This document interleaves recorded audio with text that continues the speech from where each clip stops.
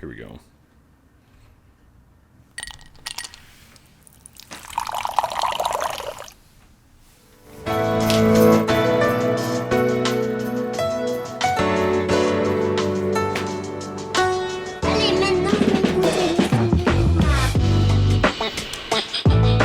Well, welcome back to another episode of Buffalo Happy Hour. Mike, what's up? You did it again. Dude, it was like a minute and a half in. We're fine.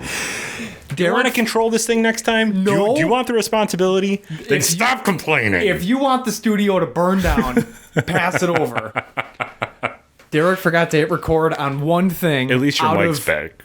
True. Out of the 5 things that we have to hit record on to make an episode. So Nope, stop it again. No, I'm just kidding. perfect. Oh my god, you're the physical worst. You know what I want people to do? No, I don't want them to do this, but I wish that there was a way that we can show them segments of our conversation where I'll ask a question and you come back with beyond the most ridiculous things ever. Like what? I get so mad. Like what? All day today. Put an example out. I'm going to read them all day today. I can't with you. So Sometimes I say stuff because I want to elicit that response, and I think about it in my head. I'm like, this is something that Mike, I would get a reaction from him on. Oh, perfect. So, we're planning my wedding again. So, in that, we have to draw power for all the things that happen at a wedding reception on private property in a different state. Yeah. So, I asked if I could borrow our... Which, why does it really matter? Like, first of all, you're there, so why would we need it here? Exactly. So we have an extension cord for the podcast that's, I don't know, 300 feet long, and it's on like a spindle wheel. It's a mega cord. At first, we didn't get the spindle wheel, so we were rolling it up on our arm, and we're like, we should probably get a more efficient way to do this. It's literally 300 feet, and it takes us forever to wind it up. Right. So I ask, I'm like, hey, can I bring it up to the wedding? And you're like, sure. I'm like, I need to power things. And you go, I didn't think you needed it to mow the lawn.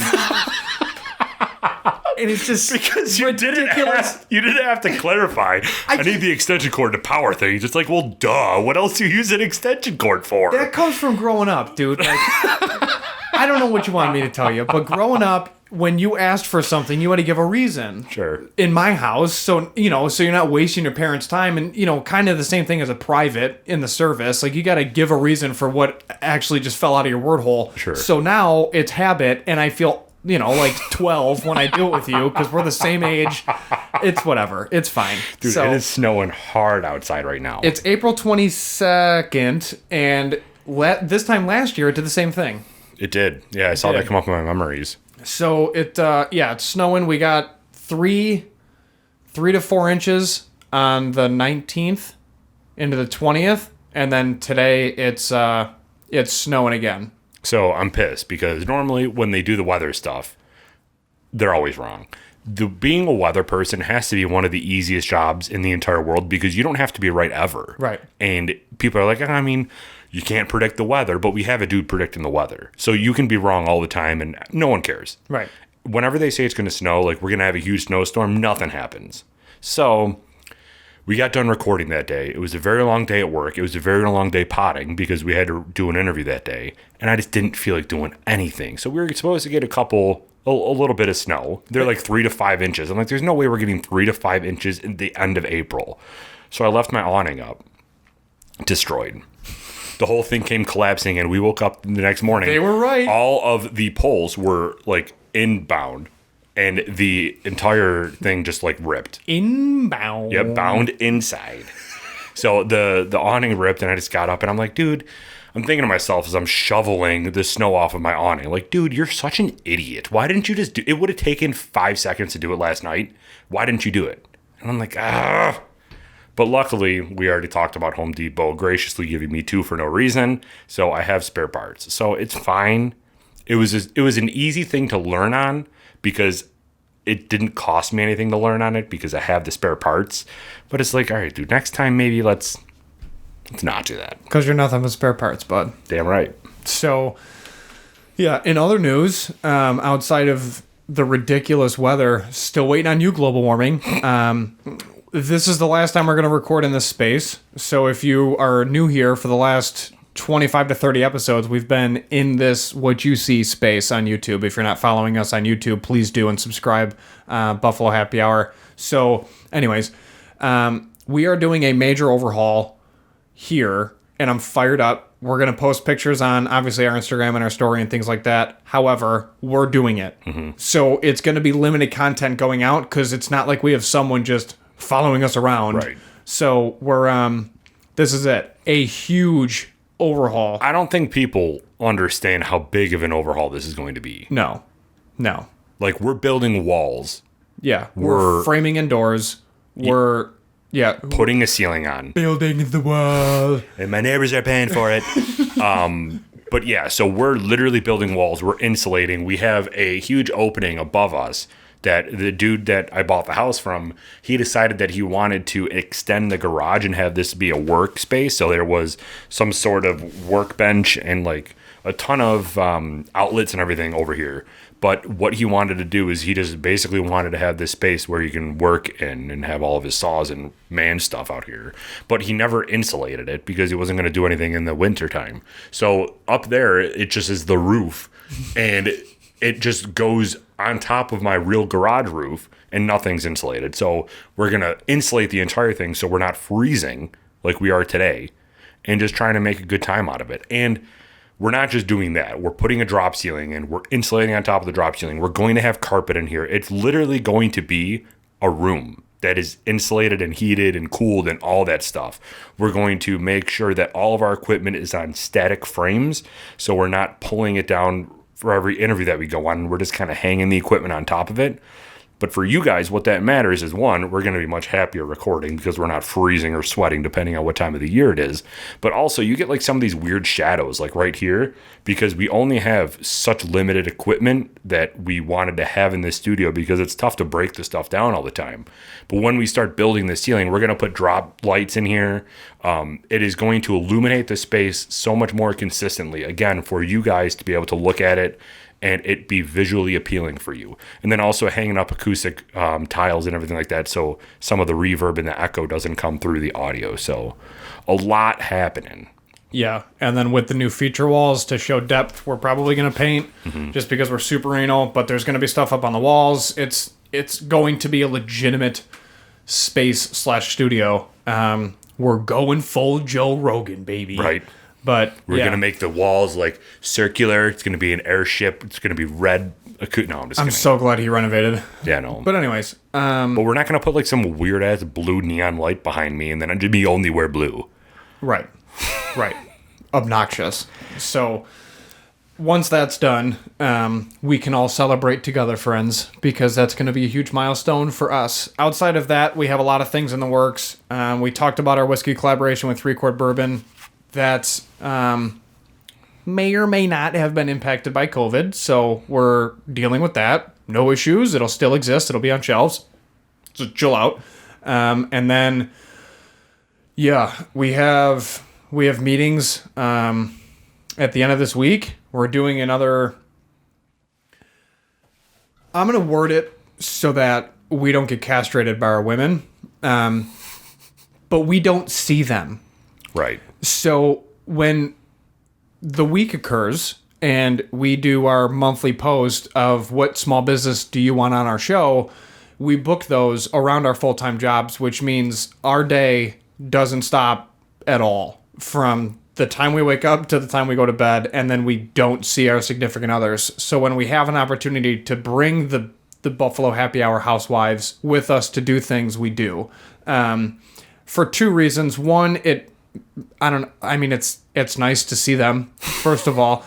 But I also think it kind of humanizes us, so we're not just like podcast robots, and then it's like, oh, you're still here. Right. Like, this is exciting. And for them, it's You're like... putting up with me. Yeah. And then for them, it's like, my man's doing his thing, running his business. And we're like, we're doing it. And then, we're not. Right. So that's fine. But it all kind of works out and comes together. So at the end of the week, we're doing a basically a double date to just hang out, the four of us. Again, so I'm excited for that. Go out to dinner and relax. So that'll be fun. Yeah. But So speaking on the 3-chord stuff, we talked about it being available at the end of June. Yeah. We originally had it planned out to be ready at the June 30th to be picked up by the public. Unfortunately, the way that COVID impacted 3-chord is that some of their, they basically ran out of blended product that was ready to be bottled at that specific time. Now, that doesn't mean that we have to wait another 3 years in order for product to be ready, because that's not how distilleries work. They have it able to be released on a consecutive basis. That way they can always have product. But the batch of whiskey that we wanted to have ready by June 30th is basically all out and not enough to make our stuff. So we're pushing it 2 or 3 months back. We're hoping to have it ready to be bottled in July or August timeframe, which then would probably hit the shelves around October, November, the OND months, October, November, maybe December if we want to push it to holiday season. But it is a little bit delayed, but it is coming. I mean, we basically bought it already. I mean, it's not like we're not doing it. It's just delayed a little bit. So No worries. It's all stay good. with us. But in the meantime, we have this. We sure do. And we need to talk about this. This is glorious. And all things this. So, Devil's River Whiskey reached out. We are very appreciative of the collaborations that we do with them. They're just awesome to work with, and they're super nice people. So they sent us this box surrounded by packing peanuts, and it was amazing. We posted a video of it to our Instagram, so if you have not seen that, go check that out on Buffalo Happy Hour 12 on Instagram. Yes, the number 12, 1-2. So this is the Devil's River Distillers Select Straight Bourbon Whiskey, and it is 100% Texas Mash Bill limited selection. So it comes in this beautiful box. You don't really see things like this packaging-wise in regards to bourbon to this extent. Especially at this price point, bro. Yeah. So Do you know what the price is? we'll talk about it in a minute. So we're going to show you the bottle. So the top pops off, which is sweet. Then you pull this out, and the label basically punches you in the face and is like, yes, this is prestigious. Yes, you're privileged enough to hold it and enjoy every single ounce because it's limited. So we have batch 1, bottle 5869. It is 120 proof, and we have 750 milliliters of it, of course, to enjoy. So it's aged in Texas a minimum of 2 years, and we have to sin responsibly. Which I normally do anyway. That's right. So let's dive into it, dude. So, Devil's River Distiller Select 120 proof. What do you think this MSRP is for? Like, don't think of Devil's River product because you know their product. but you could easily sell this for over $60 a bottle. Yeah, this is just at $59.99. Okay, I was gonna say if this isn't 60 for Devil's River, I'm gonna get really mad. Yeah. Okay. Which is a bargain Yes. for what this it is. bougie of a packaging. Yeah. You don't yet, like you said, you don't get bourbon in packaging, which I never got. I love collecting packaging. I mean, you do, but it's like Blanton's Yeah. or like Pappy or E.H. Taylor or all that stuff. Stag sometimes, depending on what it is. But yeah, I mean, it's rare at $60 to get this. Put it that way. It's stunning. Yeah. So we've talked about Devil's River and the products that they offer a quadrillion times by now because we love their products. If you don't know that we love their products, I don't know what to tell you. But we're not going to go into the history of the Devil's River company. Go back and watch all the other episodes that we've done. We've even done a comparison between 3 of their products before. So go back and check that out if you're interested. But some information around this. It says it is crafted from hand-selected bourbon barrels and made with 100% Texas grain sourced from a co-op of Texas farmers. Devil's River Distiller Select is a grain-to-glass Texas straight bourbon. Distillers Select is distilled and aged in the hot Texas climate for over 2 years in new number 4 charred American oak barrels. The Texas heat naturally accelerates the aging process, making it the perfect location for our rickhouse. As the whiskey expands deeper into the oak staves, our bourbon developed its dark color and complex flavor.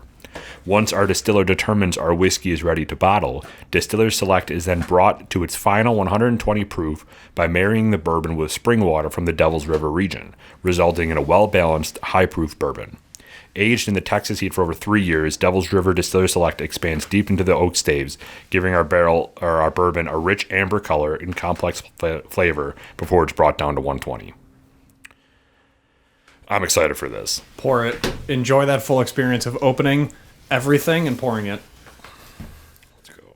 So for those that also don't know, if you're new to our channel, Derek and I are certified bourbon stewards through the Stave and Thief Society. And once we got certified, we actually had a few listeners reach out, ask how to do it, what the process is like, and they purchased the initial book to start the process. So in that, have you pour, bro. So in that, Gotta stay warm, bro. for the exam to get certified, which I've taken a lot of tests in my life, but that one, first of all, meant a lot and then was very nerve-wracking because I just wanted to absolutely crush it. So we used Devil's River for the flight that we had to build for our final exam. So again, Devil's River, thank you for making products that are unbelievably priced and taste unbelievable in the first place. Mm-hmm. Because it allowed us to use you guys even more for our exam.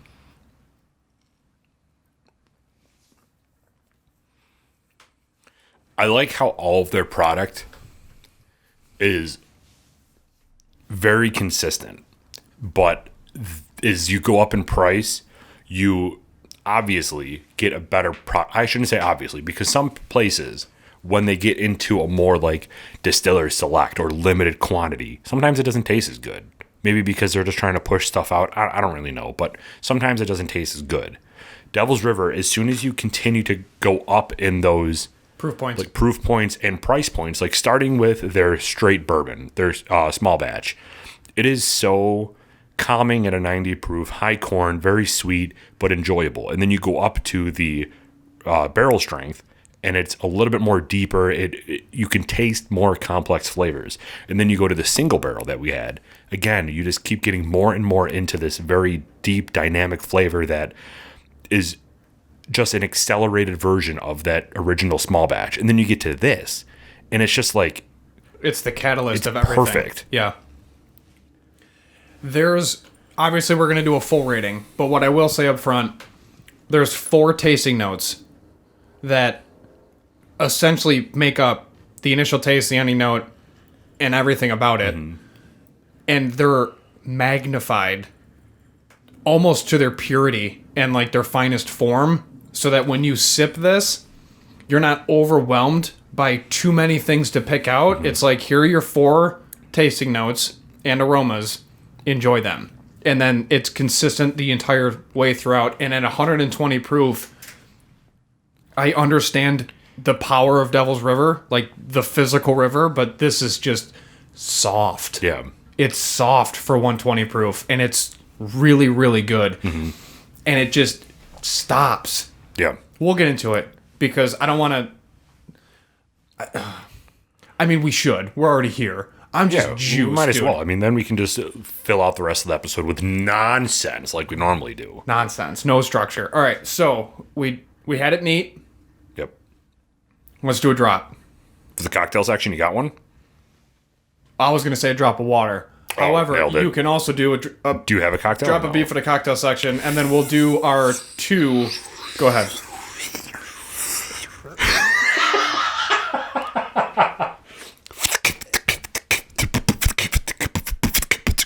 Cocktails. It wasn't just the sound; it was the hand motion. I'm like, I don't know if you're brushing your teeth or if you're somewhere else. Nah, dude, it's a little UFO. Okay. The government said it's real, bro. Gotta have UFOs now in every single podcast. Again, by definition, it's an unidentified flying object. So, of course it's real. It doesn't mean it's aliens. Nailed it. All right, so... What is your cocktail? Neat. Okay, my cocktail? Yes. Drop of water. There you go. Crushed it. Nailed it. So, the reason... Thank everybody. See you later. I know you're gonna love these cocktail suggestions. The reason being is we, first of all, if you're new, every Tuesday, Thursday, we post on Instagram and Facebook a cocktail section recommendation post. It's its own post. Regardless if we suggest a cocktail in the episode, we still post one. Correct. So with that, okay, chair, give me a... What are you doing? I'm trying... Are you on rollerblades over there? What? Scooting around the ring? Here's what's happening. Cocktail section pause. What's happening is the carpet is not center with the table, so you have more carpet on that side than I do on this side. So the front wheels of my chair butt up against the end of the carpet, so I gotta like get them over the hump, you know? And then I'm on the carpet with the front side, but my back side is still just kind of hanging. So are you rolling back or no? No, I'm not rolling, but it's just something. So if I'm not fully on the carpet, then my chair is like, I can't get close enough to the mic. Wait till we get real carpets, bro. Well, we're gonna be in here in socks. Maybe. Maybe. Carpets are real expensive. Area rugs are a monopoly. But you put, I know, area rugs. We won't do area rugs, though. My dad he just redid his basement. Yeah. And he did, like a padding on the floor. Yeah. And then just did 2x2 tile carpets. So we can just do those. It doesn't have to be anything magnificent, just comfy enough for us to walk on, which is the carpet padding. Yeah. But we're not going to go to, I don't even know who sells rugs. Who does rugs? Rugs.com. There's a lot of places to get rugs. But We'll they talk do about area it. We'll rugs. talk about it after. Hold on. We gotta stay on topic. We don't even have structure, and we can't even stay on structure when we're supposed to. We're disasters. Okay, so it was my ring. No, I kicked this too.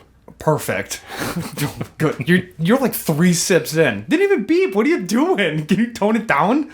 No, dude, I like this so much. I'll just perfect. Great. First beep, second beep. Yeah, Mega fans gonna be like 15 minutes, 60 minutes. Okay, so cocktail section. Yours was neat. Mine was with a drop of water. Throw me that dropper because I want to experience how this opens with the dash of water. If you're not used to 120 proof and you wanted to throw in an ice cube that melts unbelievably slowly, like the large square cubes or a circle cube, we don't discriminate, then have at her. You were just gonna put it in your water glass. That would have been funny. Pitter patter, let's get at her. All right, I did 2 drops, nice and slow. Just gonna let it sit for a second. So what the water helps do is separate the flavors from the whiskey from the actual whiskey. Water is what? Oil sits on top of water. Bears beat Battlestar Galactica. Oil sits on top of water. So when you do this, all the oiled flavors come to the top for a brief second. You're not supposed to swirl it after you put the water in. Good job, Mike. I'm not swirling. I'm slowly rotating. I'm looking at the legs. I'm looking at all the legs.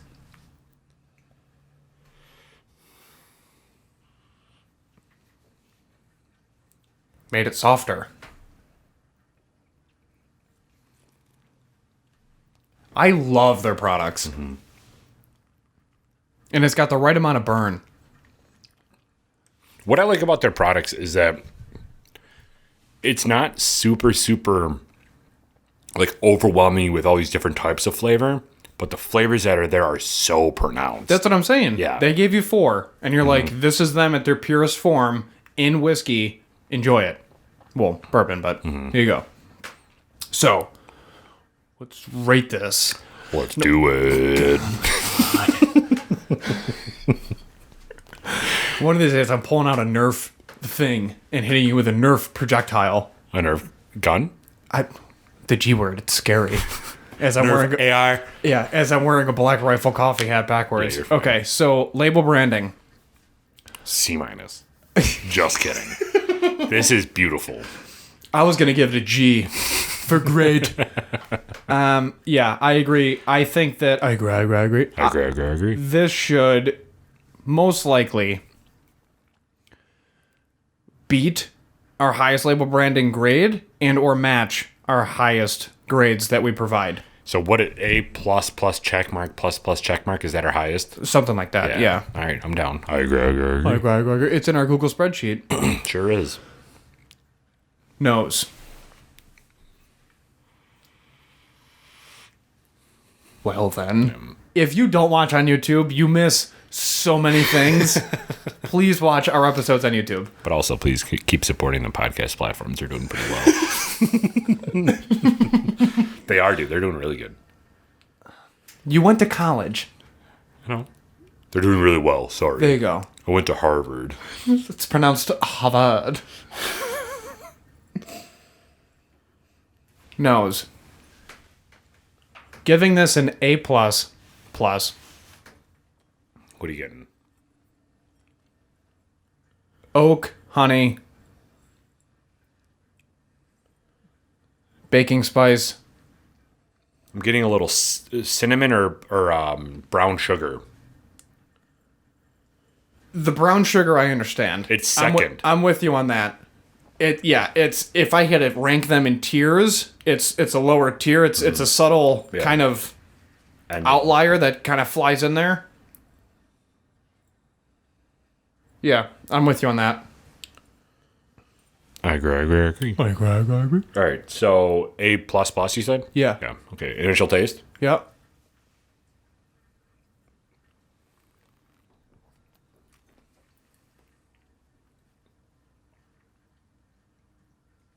Oak, honey, vanilla, baking spice. Those are the 4 that I get. They essentially take, hey, okay, in other states, because they're in Texas, you get a couple main tasting notes essentially across the board. And it's those 4. Depending on the mash bill, you can potentially get more baking spice or like the pepper if it's a higher rye.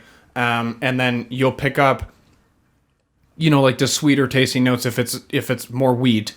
But with this, I feel like they took the standard 4 from across the board and made them the best version of themselves and then put it in a glass and said enjoy it at 120 proof. This to me is so interesting. So I feel like it's the leveled up version of the small batch. Yeah. It smells like the small batch, yeah, but it's obviously it's hotter. However, they just it's just a very dialed in, focused version of the small batch, and they're like, this is what we want our product to always taste like, but we can't necessarily always get it there.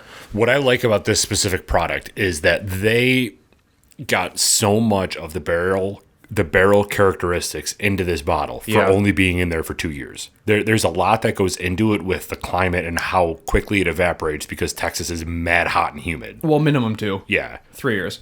Well, the thing says 2 on their website. I thought it was 3, my bad. Well, either way, so for getting that type of like I'm tasting fresh oak. Oh yeah, Like, no doubt. Literally that I am gnawing on a stave from the barrel.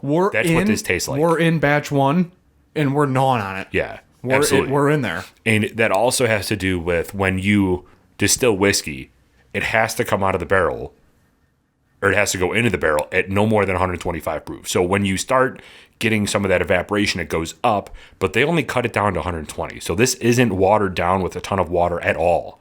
This is like basically at the purest form. I'm pretty sure the single barrel was 128. It was hotter than this. Correct. But they watered this down to that perfect point where you're getting some of those crazy characteristics of that high charred oak barrel. That's what I'm getting. Like if you burnt like a piece of wood and some of that char get in your mouth, that's what this tastes like. It's beautiful.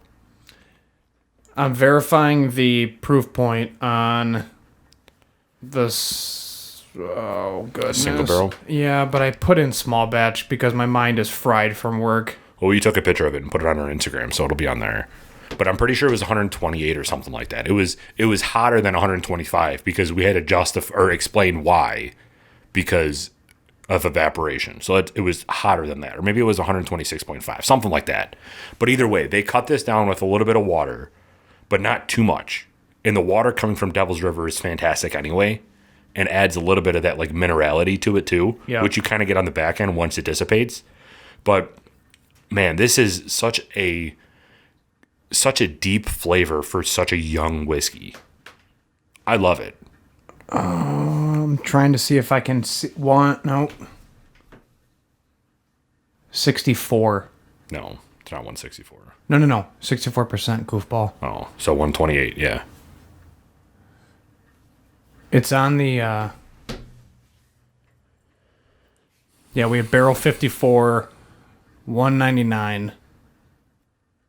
It's tough to see, but it's 64%. Yeah, so 128 proof that one was. This is It is. 120. Yep. On the left-hand side, you can see that. So 128 proof.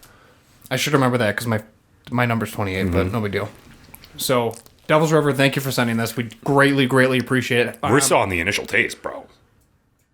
So let's get to this. So on the initial taste, it's We all, are? Yeah. It's still like so much like high, like if you took a stave and licked it, that's what you're getting. I don't want to lick it. I want to bite it. Okay, well, then you can bite it, Mike. I'll lick it. We'll compare notes. Ending note. Well, we got to rate it, bro. What are you doing? Eight. Are you new here? I don't know. It's only, what is it? Episode 83. 83. All right, so special- initial taste, A++. Yeah, I like this a yeah, lot. It's I do very too. deep. It's very complex, or not complex. It's very deep and it's very simple, but it highlights those main characteristics Yeah. that you're looking for in a bourbon. Yep. And it's even more impressive because it's so young. Ending note. What are you getting for the ending note? baking spice. And then you get a little bit of the oil on the back end, but it's, in regards to a taste, it's the baking spice. But you do get like the back end of the honey and then the back end of the vanilla that kind of, it basically prepares your esophagus and the back of your throat for the proof point of 120 without actually burning you. It's like a protective layer that covers your throat because it stops at the back of your throat. Your chest gets warm, but not in like the bad sense. Your chest gets warm because you're having the alpha male's bourbon. So if you're not ready for that because you're a beta, then walk along, all right? Because you're not welcome. So I feel like you get the honey and the vanilla to coat it. You're tasting baking spice, and then you get the warmth and that fire from the chest up, and then that's it. I mean, it doesn't sit wrong in your stomach. No. It's super smooth. This is it. All the flavors stay in your mouth. Yes. You get like a little bit of a minerality, like mineral flavor going down from the water. I can't pinpoint it because I'm not frequently drinking Texas water, but you can taste some sort of really? like, yeah, I don't really travel there much, but you can taste a little bit of like minerals at the end. Uh-huh. And then the ending note stays forever. All the flavors stay in your mouth and it just stays. It feels like you have a layer of bourbon on coating your entire mouth. Yeah. Like it feels protected. I don't understand how. I don't either. But yes, I agree with you. I agree. I agree. It keeps making me salivate. Yeah. A++. A++. All right, final rating. You ready for this? I don't know if I am. Let's get one more sip in here.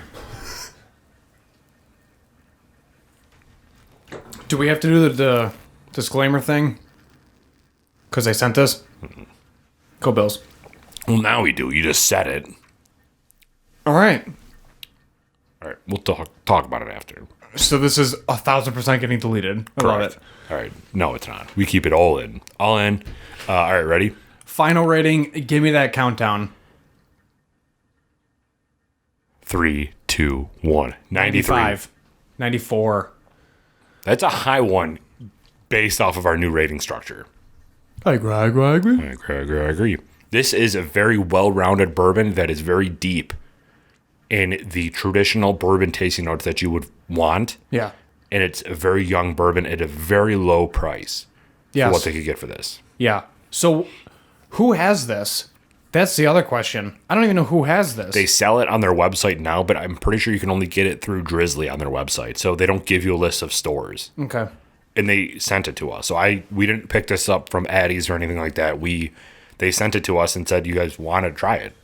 We're like, yeah, sure. Absolutely we do. So Mike and I do get some bottles from these places. And to be completely upfront with you guys, we want to let you know that we get it from them. Now, that doesn't impact our rating at all. During these exchanges, we don't have any type of agreement with them to say you at least get this type of score. That doesn't happen. If we don't like their product, we're never going to say 54 because that's just not... Bad whiskey is still good whiskey. Like, you don't have a bad bottle of whiskey. There's some stretch options, Sure. but giving it below It was 65. I wouldn't give it below a 65 yeah. because then that's failing. And I don't think that whiskey ever fails. You can have some questionable ones. Like the mint whiskey. Like, that just Correct. sounds gross. Correct.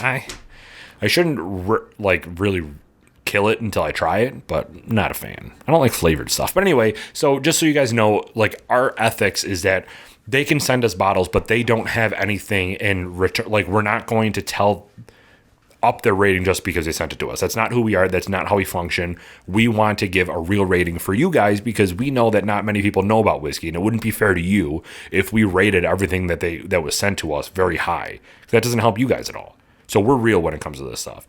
And you and I have been upfront from the beginning. Devil's River products consistently produce amazing products, and if you don't have a bottle of Devil's River in your house, you need to go get one. I agree. I agree. Cheers, Devil's River. Thank you. Thank you very much. So, Michael. Here we go. Now you're going to ask some off-the-wall question out of absolutely nowhere, and then you're just going to stare at me and just be like, respond. We can't have dead air on a podcast. Respond. Go ahead.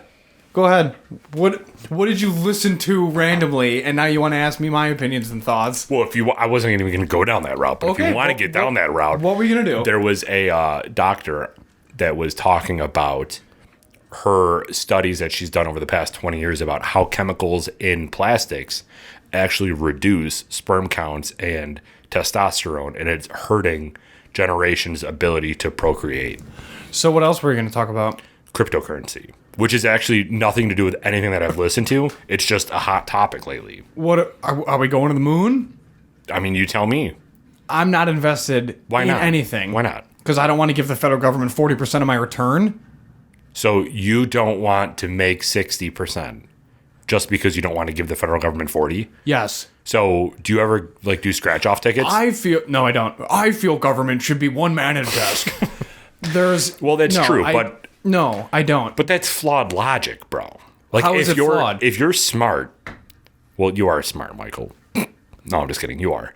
If you're smart and you invest properly into the stock market, you make money. So if you make $1,000, but you have to give the federal government $300 of it, you're still getting $700. So you're still making money. I'd also rather just work and then make $1,000. But I work and then I'm also in the stock market. Losing 40%. Yeah. I'm not losing it. I'm making 70%. How often do you sell? I don't sell. I have fucking golden hands, man. See, I sell every day.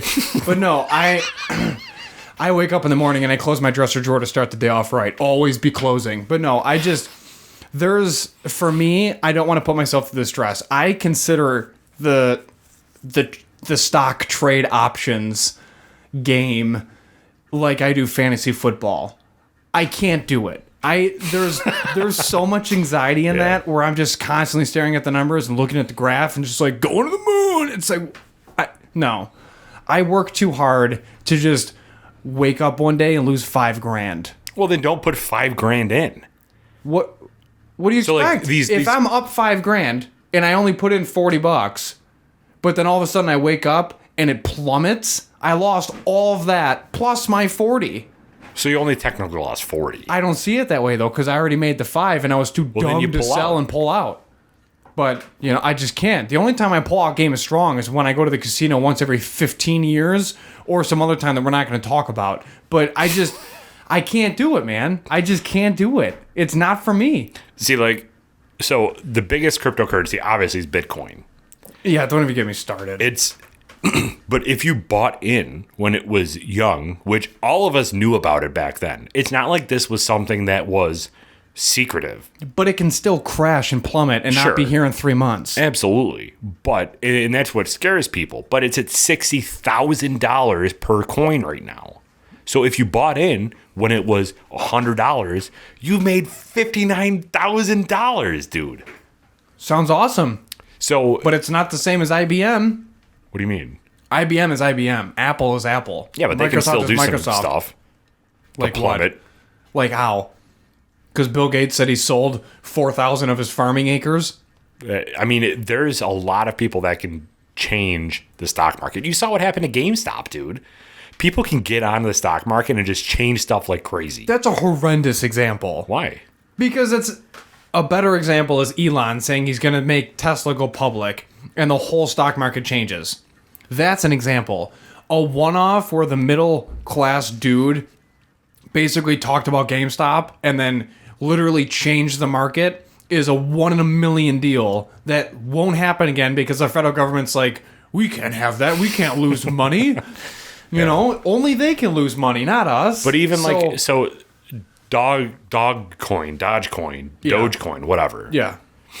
That is something that if you got in at the right time, you put $5 down and you own multiple thousands of coins. And then where it is now, even though it's like 20, 30 cents, you've still made a couple $1,000 for literally investing $5. And that just doesn't interest you at all. Nope. Interest, get it? Oh God, here it comes.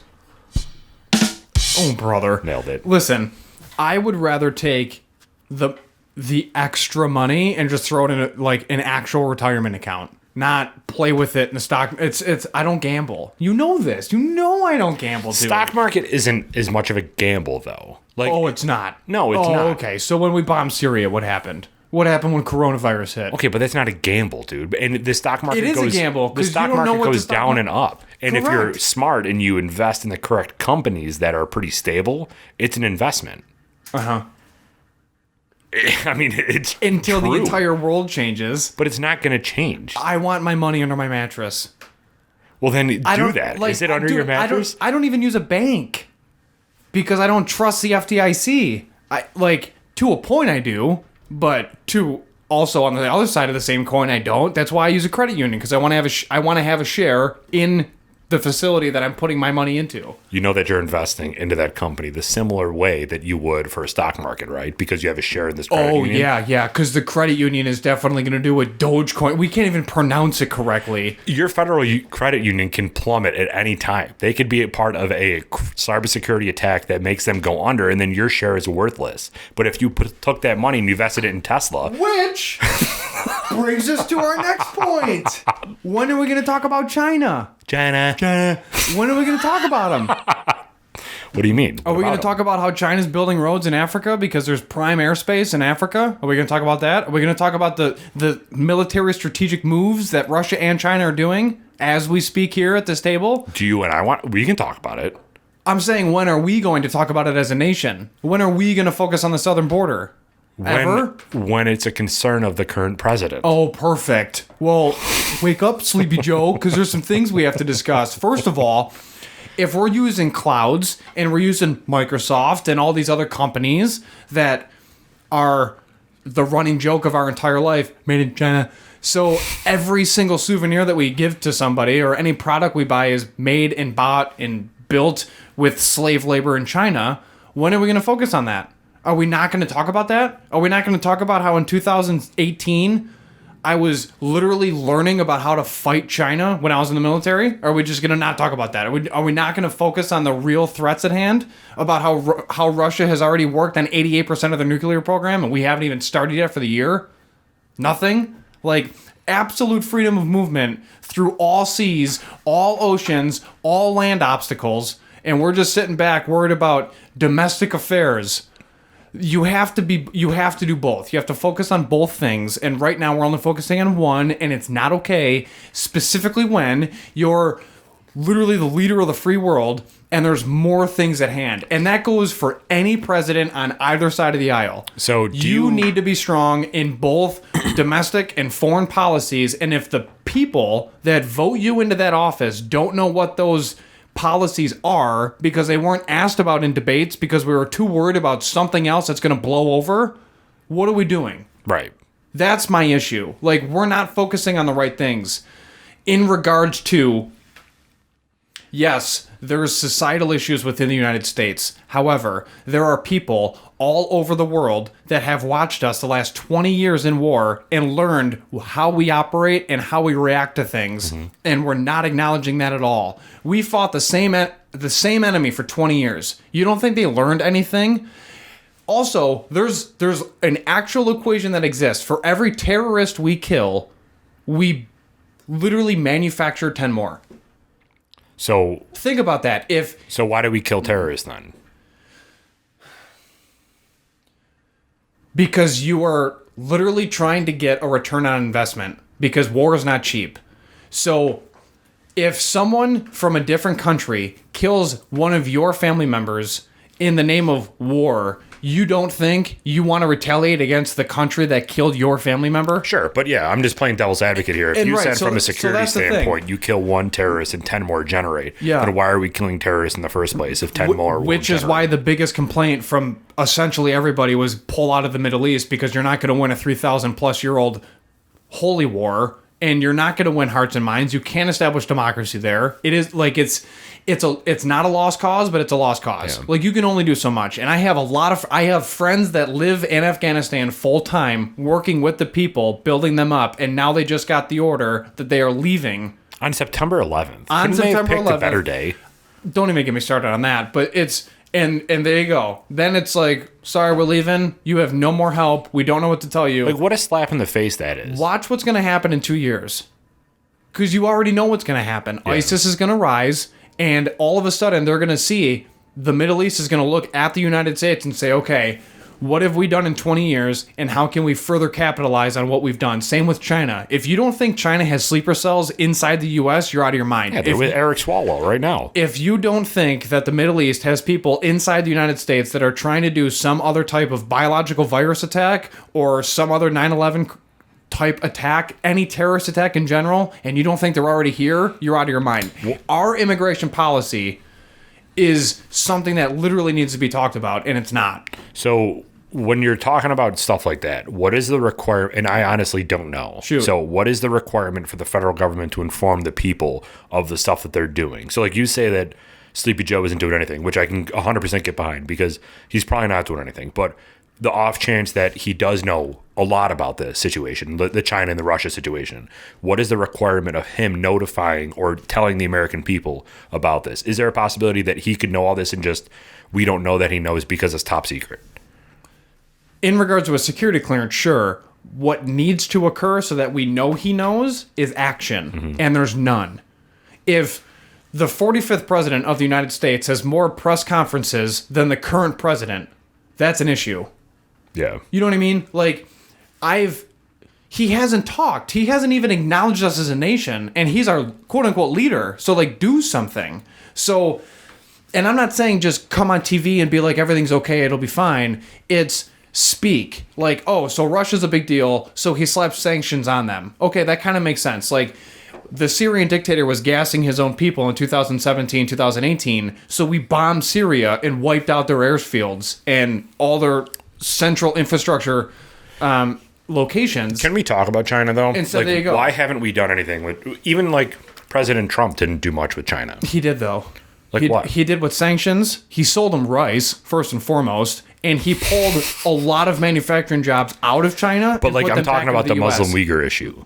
Like that wasn't talked about at all. No, it wasn't. But you literally asked about like what we did against China, Yeah. and the biggest identifier of our actions against China to see if they worked or not was you looked at our economy versus theirs, specifically stock markets. Since we already talked about stock markets, the Chinese economy tanked when 45 was in office because of all the sanctions, things that yeah. were going on. But no one understands that. They just see Orange Man bad, mean tweets, and again, you and I have openly discussed he wasn't the greatest, but you knew damn well where he stood in regards to foreign policy. And this current president, throughout all the debates, we had no idea. So moving forward, my only complaint or my only recommendation, it's not that the current president is atrocious and I'm totally against him and it's, all this and all that. Like, he does do good things. Same with 44.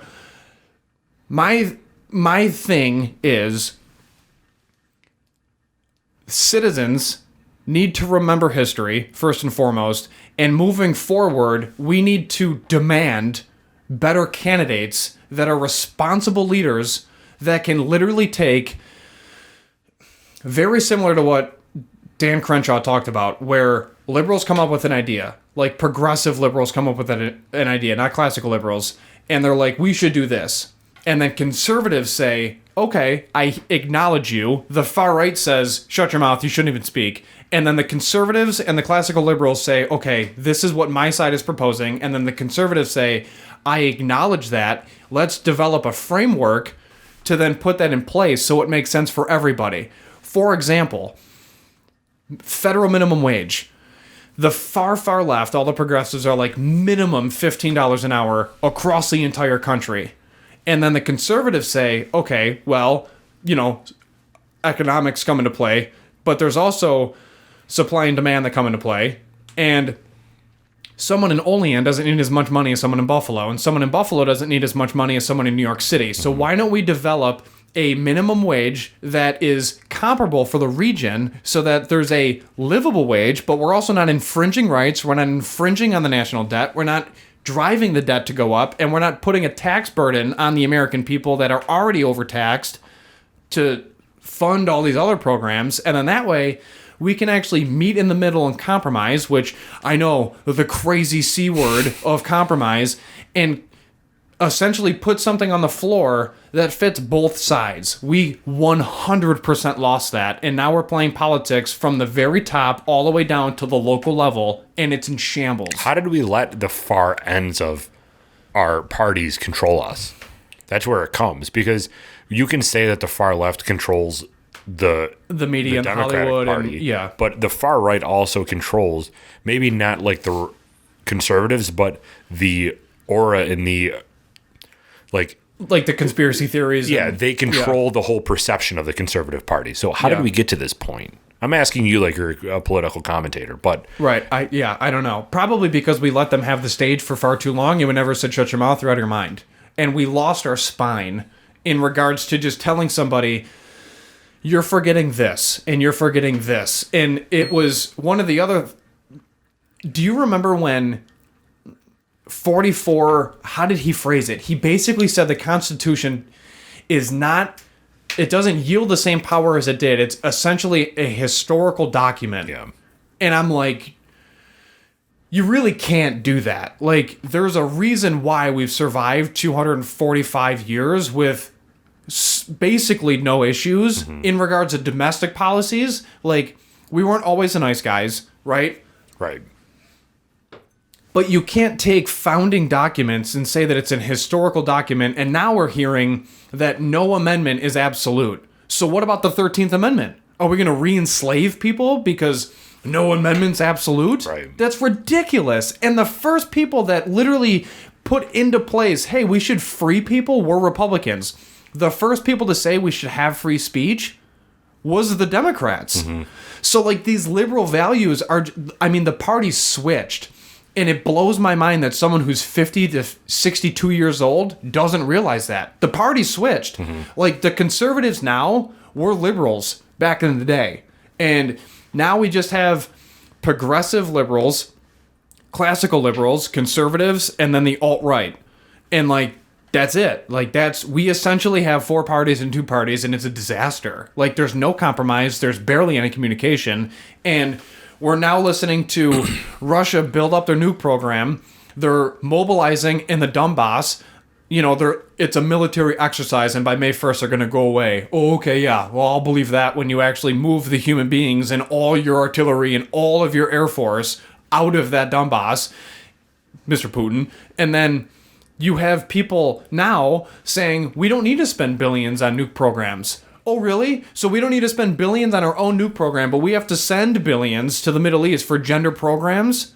Like, this is so ass backwards. There is nothing is America first anymore, in my opinion. Almost nothing. Do you think, though, that one president can make a difference? So, like, Yeah. there's a lot of speculation that Crenshaw DeSantis is the front runner for the Republican Party coming 2024. I don't know. Do you really think that this perception can be switched in 4 years or in 8 years, one president term? Because Trump was an anomaly. Most presidents will win a second term unless Biden's health declines and they just don't like Kamala Harris. Which it's declining every day. Right. But So it's a possibility. But in general, presidents are normally always elected a second term. And Trump probably would have been if though coronavirus didn't come. But do you think that one president's term or 2 terms can actually change the overall perception of the country? I think so. The issue that we're running into now is executive powers, and they literally just rewrite or just throw out executive orders from the previous administration, and that's one of the largest issues that we're running into now, specifically in regards to immigration, because some of the policies that were enacted are still being followed, even though Biden was so against everything Trump did. He's still using some of Trump's policies because at the end of the day, they worked.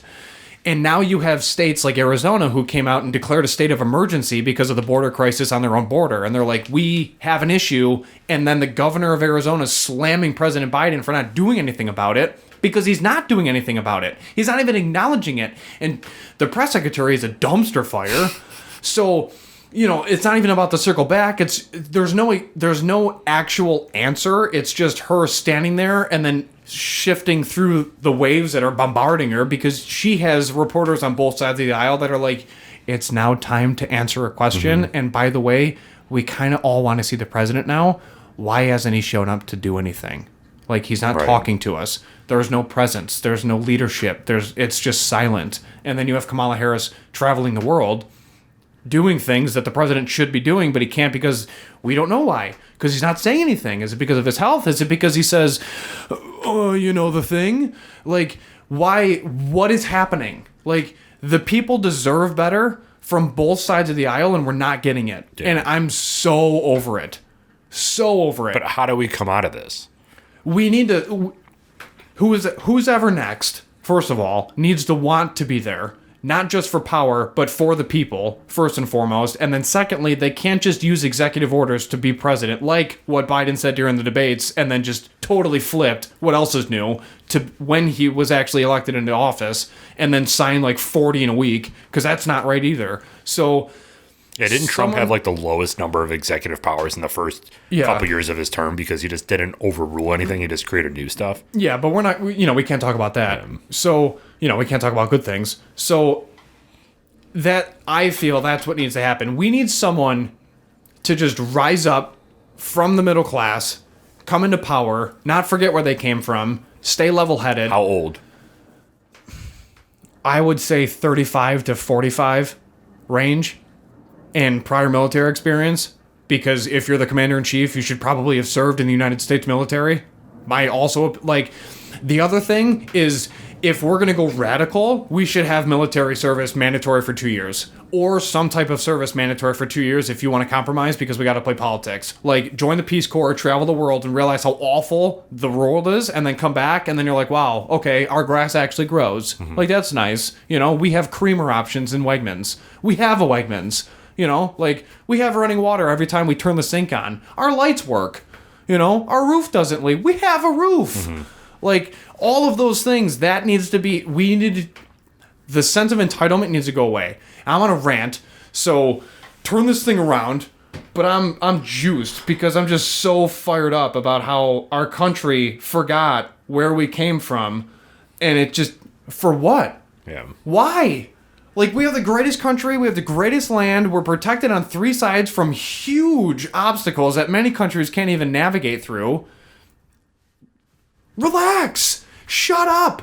Go to work! And stop incentivizing unemployment! Lower it! You want to be unemployed? Here's a piece of bread, 2 pieces of silver, and figure it out. Like what we did during Viking times. Like, step up! Be an adult. Like, grab life by the horns and do something. I'm just so sick of just the mediocrity and the betas, and I'm just like, dude, shut up about soy. Go kill something and get a job. Criminy. So Dogecoin. No, I'm just kidding. we just make it full circle. I'm investing tomorrow. No, you're 100% right. And I forgot what fast food place it was. It might have been Sonic or Chick-fil-A or something like that, which we're probably going to get canceled for mentioning Chick-fil-A. But yeah, leave them alone. They're closed on Sundays. Who cares? Yeah, they had a sign that said, we offer government-issued stimulus checks every other week, basically saying that if you come in, we'll pay you to work. Like, it was just like a backwards way of saying, get off your ass, stop getting this stupid stimulus check and come in and work. Yeah. It's crazy. But yeah, I mean... You're 100% right. You got me all fired up. I didn't even do anything. I just mentioned Dogecoin, and you're like, you know what? I hate China. I'm like, Jesus Christ. I didn't know we were going down this route today. I just want people to realize that there are existing threats against the United States every single day, and you cannot negate the severity of that, and don't forget who protects you, and don't forget who you call when your life's in danger. And if you're not a sentinel, and if you're not a sheepdog, then you have to understand that there are people that are that, and they're willing to do things for you just to protect the Constitution and our way of life. Period. Go Bills. Thanks for coming to my TED Talk. Yeah. You really grinded my gears. I'm gonna literally didn't do anything. I'm driving home white knuckling my steering Not wheel. once did I mention China or Russia at all. You just kind of brought that on yourself. I think it was to get out of the cryptocurrency discussion because you knew that I was right. But everybody, thank you very much for tuning in today. If you stuck all the way to the end, God bless your soul, because I didn't stick all the way to the end at this point. But yes, thank you all for tuning in. We are the Buffalo Happy Hour podcast. If you enjoyed today's episode, please make sure you like this video. Leave a comment down below. Let us know what your favorite part of today's episode was, because there's got to be a couple. And also let us know what business you would like us to feature. We have a lot coming up. This past Friday, we had an interview release with Rise Fitness Studio, right? Rise Fitness Studio. So that is exciting. And then next week, we have the Experience Your Chef, which are two great businesses. One's out in Hamburg, one's in Colden. Just great people, and that's what we like to focus on here. We talk and we vent during the regular episodes because this is where Mike and I can actually talk about this type of stuff, but it ultimately comes down to helping these small businesses. So if that's something you're interested in, please make sure you subscribe. Follow our Instagram. We are at the Buffalo Happy Hour 12, and follow our Facebook. We're at the Buffalo Happy Hour. We have a ton of things in the works, so stick around for posts about our studio update. Stick around for posts about our 3Chord partnership with this whiskey that we're making, and just come there for a good time and to get your mind off of all this politics stuff, because it is stressful for everybody. You do need to know the facts, but get away and drink some whiskey and go pick up a bottle of Devil's River. Raise hail, praise Dale. Praise Dale. All right. Please remember, everybody, drink responsibly, be a good person, and Michael, Do not litter. we're out.